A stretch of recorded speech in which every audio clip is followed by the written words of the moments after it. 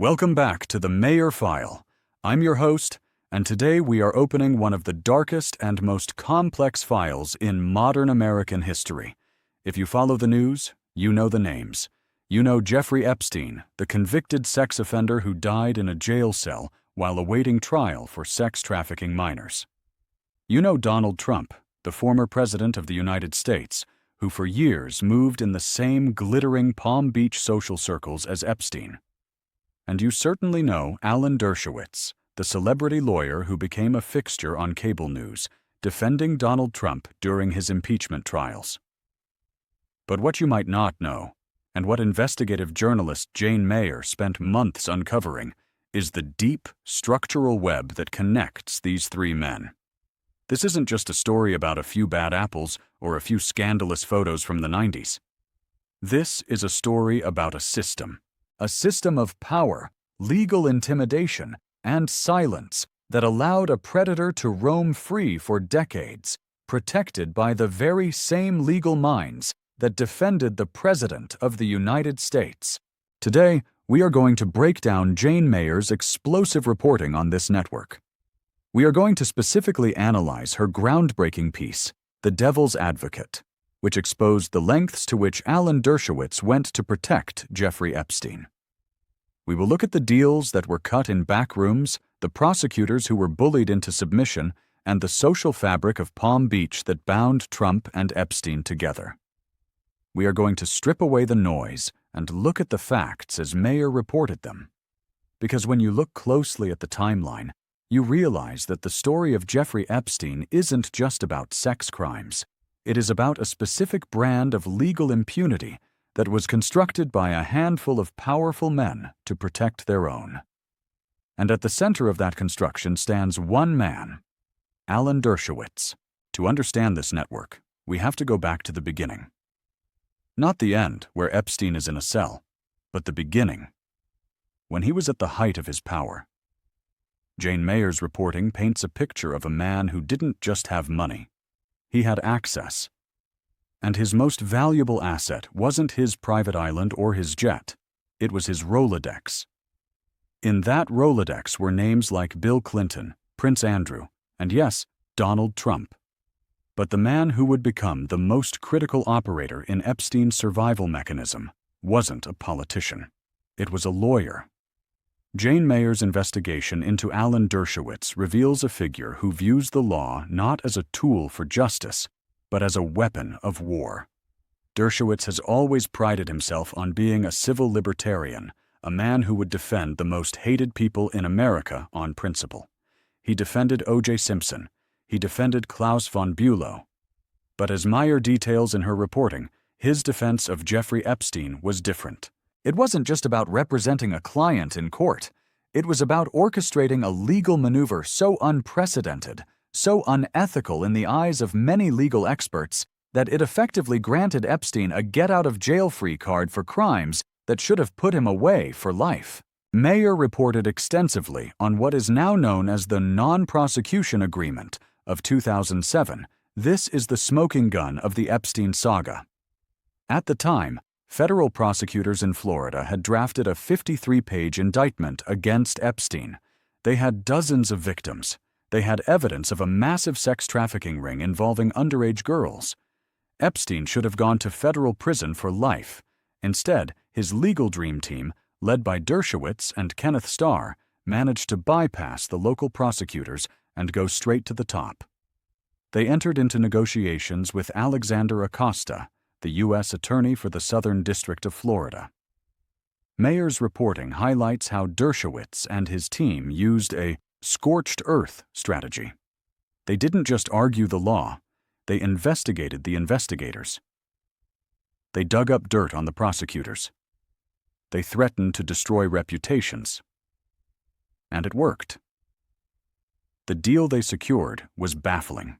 Epstein would plead guilty to state charges of solicitation, a prostitution charge, essentially, and serve just nearly months in a private wing of a county jail where he was allowed to leave every day for work release. But the most insidious part of this deal, as Mayer emphasizes, was the immunity clause. The agreement didn't just protect Epstein from federal prosecution. It granted immunity to any potential co-conspirators. It was a blanket shield for anyone who might have helped Epstein, anyone who might have been named by the victims. Jane Mayer's work asks the critical question, who was that clause for? Why would a lawyer fight so hard to immunize unnamed co-conspirators unless there were powerful people who needed protection?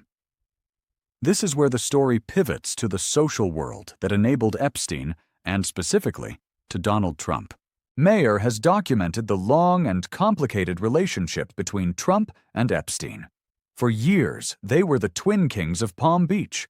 They were both New York outer borough guys who crashed the polite society of Palm Beach and built their own empires. They were neighbors. They were party companions. In a 2002 profile in New York Magazine, Donald Trump famously said, "I've known Jeff for 15 years. Terrific guy. He's a lot of fun to be with. It is even said that he likes beautiful women as much as I do, and many of them are on the younger side." Mayer points to this quote not just as gossip, but as evidence of how open Epstein's behavior was. It wasn't a secret. It was a known trait, a quirk that was tolerated and even joked about by the powerful men in his circle.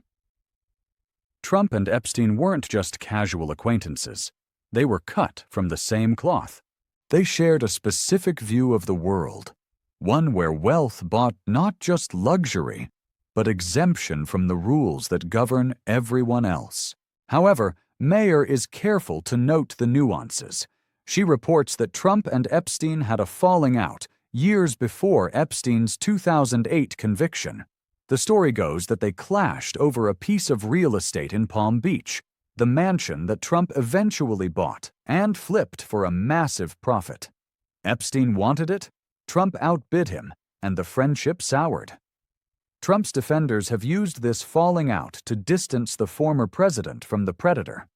They argue that Trump banned Epstein from Mar-a-Lago.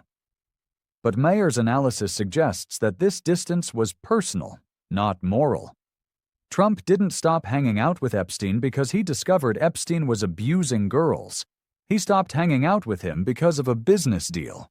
The "terrific guy" quote came years after the abuse had reportedly begun. The acceptance of Epstein's lifestyle was the default setting for that social circle. This brings us back to Alan Dershowitz, the connective tissue. When Donald Trump faced his first impeachment trial in the Senate, who did he turn to? He turned to the man who saved Jeffrey Epstein. He hired Alan Dershowitz. Mayer's profile, The Devil's Advocate, explores the psychology of Dershowitz during this period. Here was a man who identified as a liberal Democrat, a Harvard law professor, who was now standing on the floor of the Senate arguing that a president could not be impeached for abuse of power if he believed his re-election was in the national interest. Mayer draws a straight line between the legal philosophy Dershowitz used for Epstein and the one he used for Trump. In both cases, the argument was about unchecked power. For Epstein, Dershowitz argued that the state had no right to interfere in the private lives of consenting adults, even when the victims argued they were children who could not consent. For Trump, Dershowitz argued that the legislative branch had no right to interfere with the executive, effectively placing the president above the law. The irony, as Mayer points out, is palpable. The same lawyer who crafted a secret deal to hide the sexual crimes of a billionaire donor was later crafting constitutional arguments to protect a billionaire president. It reveals a small, tight-knit world where political ideology matters less than access to power. Dershowitz wasn't defending Trump because he loved MAGA. He was defending him because that is what he does. He defends the most powerful men when they are in the most trouble. And he does it with a ferocity that silences opposition. One of the most disturbing aspects of Mayer's reporting is her focus on how Dershowitz treated Epstein's victims, specifically Virginia Giuffre. Giuffre is the woman who alleged that she was trafficked by Epstein to various powerful men, including Prince Andrew and, she claimed in court documents, Alan Dershowitz himself. Dershowitz has vehemently, loudly, and litigious denied these allegations. He has sued Giuffre. He has gone on television hundreds of times to call her a liar. Mayer's reporting looks at this dynamic, a powerful, wealthy, media-savvy lawyer unleashing his full arsenal against a woman who was, by her own account, a victim of sex trafficking. Mayer describes a scorched earth campaign against Giuffre. Dershowitz didn't just deny the claims, he attacked her character, her history, and her mental stability. He positioned himself as the victim. In interviews with Mayer, Dershowitz portrayed himself as a martyr for civil liberties, a man being unfairly targeted by the non-Me-Too movement. He argued that because he defended Epstein, he was being canceled on Martha's Vineyard, that his social friends were turning their backs on him. Mayer's writing captures the grotesque nature of this complaint. Here is a man complaining about not getting invited to dinner parties on Martha's Vineyard, while the women he helped silence were living with the trauma of sexual abuse. It highlights a complete disconnect. For the men in this network, Epstein, Dershowitz, and to an extent Trump, the primary tragedy is always their own inconvenience. The loss of reputation, the loss of status, the bad press. The actual human cost of their actions is secondary, if acknowledged at all. Let's look deeper at the network. What Jane Mayer exposes isn't just a friendship, but a protection racket. When Epstein was first arrested in Florida, he didn't just hire a lawyer, he hired a private intelligence apparatus. Mayer reports that Epstein's team hired private investigators to dig into the lives of the prosecutors and the journalists covering the case. They wanted to find leverage. This is a tactic that we have seen echoed in other high-profile cases involving powerful men. It is a tactic of intimidation, and it works. It worked in 2008. The deal was signed, the file was sealed, the victims were silenced. It took another decade, and the relentless work of investigative journalists like Julie K. Brown at the Miami Herald and Jane Mayer at the New Yorker to pry that lid open again. When Epstein was arrested the second time in 2019, the landscape had changed. Trump was president. Alexander Acosta, the man who signed the sweetheart deal, was now Trump's labor secretary. This is a crucial detail that Mayer emphasizes. The network wasn't just social, it was embedded in the government. The man who let Epstein off the hook was sitting in the president's cabinet. When the story broke and the details of the 2008 deal came to light, Acosta was forced to resign. But the question remains: how did he get there in the first place? Why did the Trump administration hire the man who gave Jeffrey Epstein a pass? Was it a coincidence? Or was it because Acosta had proven himself to be reliable? A man who knew how to play ball with powerful interests? Mayer also touches on the social cover that these relationships provided. For years, being seen with Jeffrey Epstein wasn't a liability. It was a status symbol. He was a connector. He knew scientists, he knew billionaires, he knew politicians. Mayer describes how he cultivated this air of mystery and intelligence. He wasn't just a rich guy. He was a financial wizard, a science philanthropist. Men like Leslie Wexner, the founder of Victoria's Secret, entrusted him with their entire fortunes. Men like Bill Gates met with him, and men like Donald Trump partied with him. This social camouflage was essential to his operation. You can't run a sex trafficking ring of that magnitude without cover. You need people to look the other way. You need people to say, "Oh, that's just Jeff being Jeff." You need the normalization of predatory behavior. And this is where Jane Mayer's analysis is most damning. She argues that the media, the legal system, and the political establishment all failed. They failed because they were seduced by wealth. They assumed that a man with that much money, that many powerful friends, couldn't possibly be a monster. Or worse, they knew he was a monster, but they decided he was too powerful to touch. Alan Dershowitz was the enforcer of that logic. His legal strategy was built on the premise that Epstein was too big to fail. He used his connections, his media platform, and his aggressive tactics to ensure that the system bent to his will. When we talk about the network, we are talking about the intersection of the legal world and the political world. Dershowitz is the embodiment of that intersection. He moves seamlessly between the courtroom and the cable news studio. He shapes public opinion at the same time he shapes legal outcomes. Meyer's reporting shows how dangerous that combination can be. When a lawyer can go on TV and shape the narrative of his own case, calling his accusers liars and his client a victim, he is poisoning the jury pool before a trial even begins. He is using his fame as a weapon. In The Devil's Advocate, Meyer recounts a conversation with Dershowitz where he essentially brags about his strategy. He takes pride in the technical victory of the 2008 deal. He sees it as a masterclass in lawyering. But Meyer juxtaposes this legal pride with the human wreckage it left behind. She interviews the victims who felt betrayed by the system. She interviews the local police officers who did the work, who gathered the evidence, only to watch the feds swoop in and shut it down. The contrast is heartbreaking. On one side, you have teenage girls with no power, no money, and no voice. On the other side, you have billionaire predators, celebrity lawyers, and federal prosecutors. It was never a fair fight.